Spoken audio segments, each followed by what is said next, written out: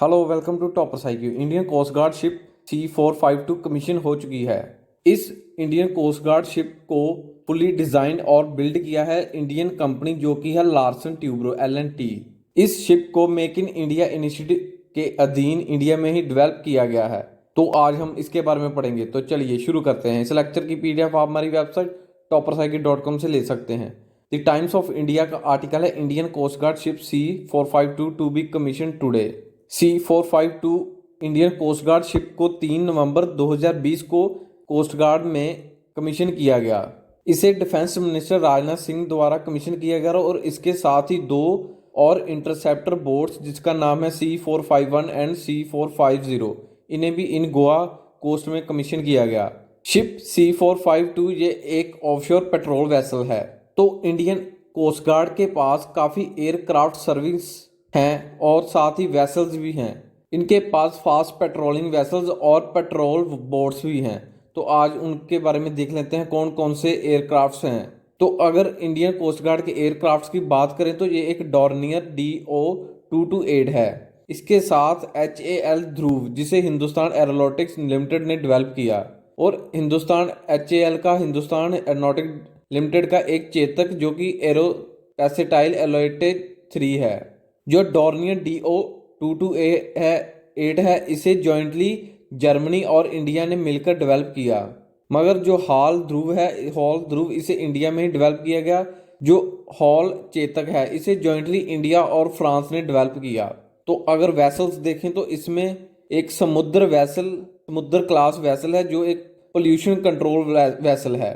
तो उसके बाद एक समर्थ क्लास जो कि ऑफशोर पेट्रोल वेसल है, एक विक्रम क्लास और विश्वास क्लास, संकल्प क्लास एंड समर क्लास, ये सभी ऑफशोर वेसल्स हैं। इन सब वेसल्स के अलावा फास्ट पेट्रोल वेसल्स भी हैं जो कि है एक Adesh class, Rajshree class, Rani Abaka class, Priyadarshini class and Sarojini Naidu class, ये सभी पेट्रोल वेसल्स हैं।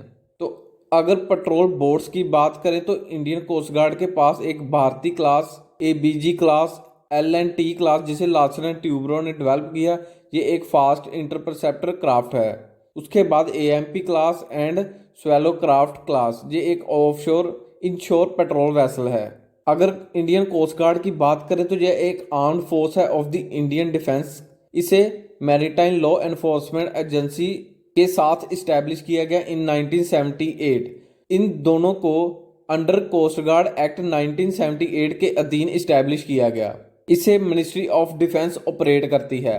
तो अगर इंडियन कोस्ट गार्ड के वर्क देखें तो क्लोज ऑपरेशन जिनके साथ वह state police force, department of revenue, department of fisheries and Indian navy, इनके साथ कोलैबोरेशन करके वह अपने जो ऑपरेशंस हैं उन्हें कंडक्ट करती है। इंडियन कोस्ट गार्ड के मेनली 4 हेडक्वार्टर्स हैं जो कि है एक पोर्ट ब्लेयर जो कि साउथ अंडमान आइलैंड में है, एक मुंबई, कोलकाता, चेन्नई एंड गांधीनगर में भी है। इंडियन कोस्ट गार्ड को 1978 में इस्टेब्लिश किया गया, मगर इससे पहले एक नागचौधरी कमेटी इस्टेब्लिश की गई। नागचौधरी कमेटी जो कि 1960 में इस्टेब्लिश की गई, जिसका मेन एम था कि जितनी भी स्मगलिंग हो रही है इन दी सी एरिया इंडियन कोस्ट के आसपास, उस एक्टिविटी को स्टडी करना और गवर्नमेंट को रिपोर्ट पब्लिश करना। मगर इस स्मगलिंग एक्टिविटीज के कारण गवर्नमेंट कोई भी एक्शन नहीं ले पाती थी, क्योंकि इंडियन नेवी है जो कि अपने ऑपरेशन जो कि ओशियंस में करती थी, उस जो इंडियन कोस्ट था वह बिल्कुल ही अलोन था, वहां पर कोई भी फोर्सेस नहीं थी। फिर इसी कमेटी ने 1971 में गवर्नमेंट ऑफ इंडिया को एक पेट्रोलिंग सर्विस रिकमेंडेशन की कि हम ऐसी एक पेट्रोलिंग सर्विसेज क्रिएट कर सकते हैं कि जिसके द्वारा जो हमारा इंडियन कोस्ट लाइन है उसे हम सेफली कवर कर सकते हैं। 1960s के बाद 1974 में एक रुस्तमजी कमेटी भी इस्टेब्लिश की गई, सेटअप की गई। फाइनली इस कमेटी ने इंडियन कोस्ट गार्ड का नाम और उसे सेटअप करने की रिकमेंडेशन गवर्नमेंट ऑफ इंडिया को दी।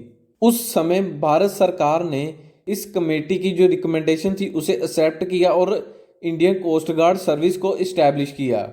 मगर Indian Coast Guard Indian coast line में काफ़ी इंपॉर्टेंट रोल प्ले करती है। जितनी भी स्मगलिंग होती है, जहाँ कोई इंपोर्ट एक्सपोर्ट होता है या फिशरीज कोई डिपार्टमेंट कोई फिशिंग करने के लिए जाता है, तो इंडियन कोस्ट गार्ड का वहाँ पर बहुत ही बड़ा इंपॉर्टेंट रोल होता है कि जो अगर कोई फिशिंग करने जाता है तो इंडियन कोस्ट गार्ड उनको एक सिक्योरिटी प्रोवाइड करते हैं और उन्हें एक मैरीटाइम बॉर्डर लाइन प्रोवाइड करते हैं कि आप इसके अंदर ही अपनी फिशिंग कर सकते हैं।